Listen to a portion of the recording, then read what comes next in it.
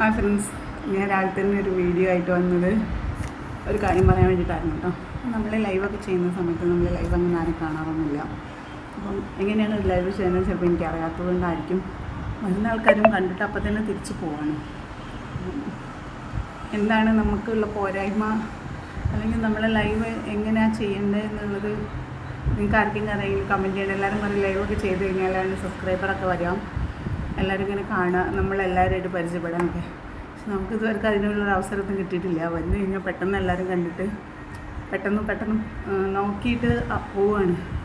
ചിലപ്പോൾ നമ്മളെ പരിചയക്കുറവായിരിക്കും, നമുക്കിതിൽ വലിയ അറിവൊന്നുമില്ല. അപ്പം ലൈവൊക്കെ ചെയ്യുന്ന സമയത്ത് എന്താണ് നമ്മൾ ഇമ്പ്രൂവ് ചെയ്യേണ്ടത്, എങ്ങനെയാണ് അത് എങ്ങനെയാണ് ലൈവ് ചെയ്യുക, എങ്ങനെയാണെന്നല്ല, എന്നെക്കൊണ്ട് പറ്റുന്ന മാതിരി എനിക്ക് ചെയ്യാൻ പറ്റുള്ളൂ. എന്തൊക്കെയാണ് പോരായ്മകൾ അങ്ങനെയുള്ളതൊന്ന് കമൻറ്റ് ചെയ്യാനും നന്നായിരിക്കും.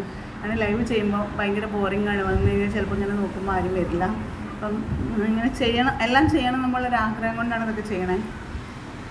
അല്ലാതെ നമുക്ക് പിന്നെ എന്താ പറയുക, ഭയങ്കര ഇതിനെക്കുറിച്ച് അറിവോ കാര്യങ്ങളോ ഒന്നുമില്ല.